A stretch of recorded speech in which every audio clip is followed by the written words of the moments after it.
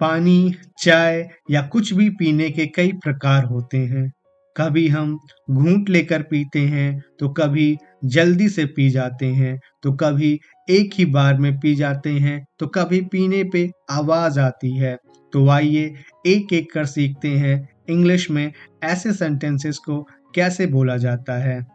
जब आप किसी चीज़ को घूंट लेकर पीते हैं, तो उसको सिप कहते हैं। सिप का मतलब होता है घूंट लेकर पीना। क्या आप चाय घूंट लेकर पीते हैं? Do you sip your tea? Do you sip your tea? नहीं, मैं चाय घूंट लेकर नहीं पीता। I do not sip my tea. I do not sip my tea. लेकिन दादाजी चाय घूंट लेकर पीते हैं। But my grandpa sips his tea. But my grandpa sips his tea. वह कॉफी घूंट लेकर पी रहा था। He was sipping coffee. He was sipping coffee. पानी की एक घूंट पी लो। Have a sip of water. Have a sip of water.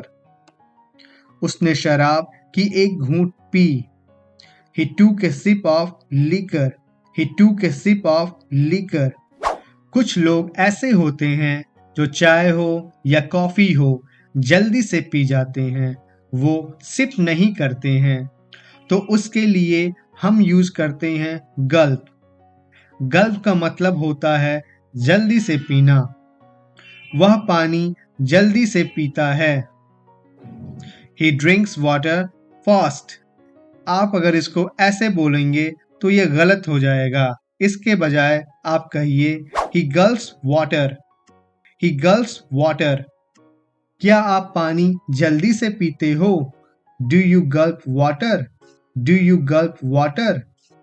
मैं पानी जल्दी से नहीं पीता।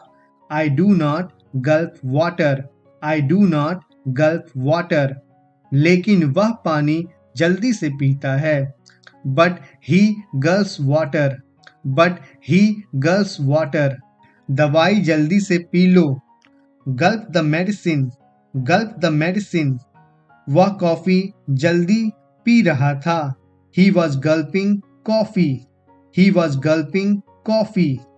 कुछ लोग ऐसे भी होते हैं जो ना तो घूंट और ना तो जल्दी से पीते हैं, बल्कि एक ही बार में पी जाते हैं। एक ही बार में पीने के लिए हम चक का यूज करते हैं।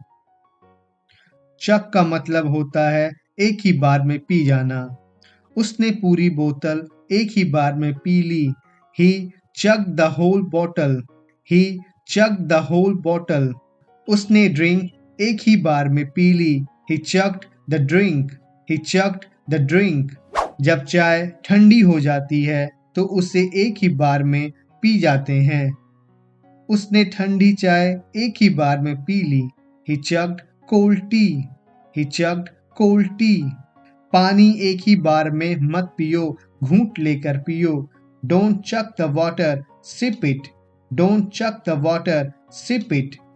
उसने शराब की बोतल एक ही बार में पी ली। He chucked the entire bottle of liquor. He chucked the entire bottle of liquor. क्या आप ठंडी चाय एक ही बार में पीते हो? Can you translate this? कुछ लोग ऐसे होते हैं जब वो किसी चीज को पीते हैं तो आवाज आती है।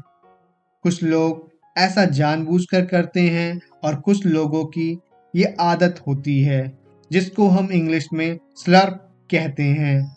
स्लर्प का मतलब आवाज करके पीना होता है। क्या आप अपनी चाय आवाज करके पीते हो?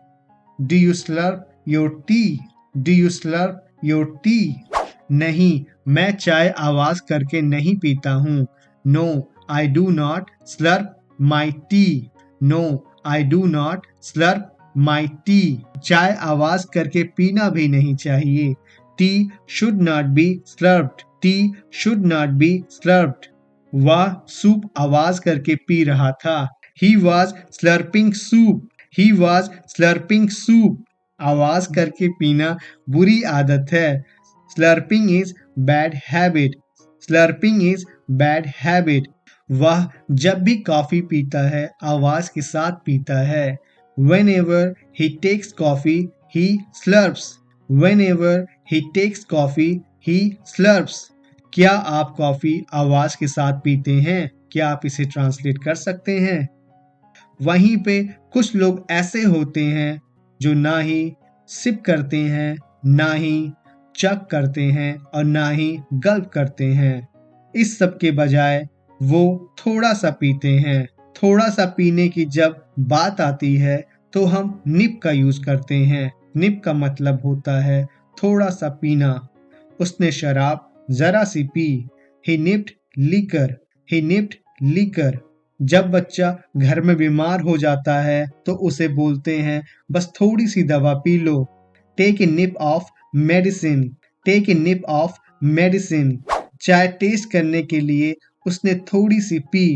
ही nipped tea just to taste it. He nipped tea just to taste it. बहुत लोग कहते हैं मैं खास मौके पे थोड़ा सा पीता हूँ। I only take nip on special occasions. I only take nip on special occasions. उसने दवाई थोड़ी सी पी। He nipped medicine. He nipped medicine. उसने कॉफी थोड़ी सी पी और पसंद नहीं आई। He nipped coffee and did not like it. He nipped coffee and did not like it. उसने थोड़ी सी वाइन पी। क्या आप इसे ट्रांसलेट कर सकते हैं?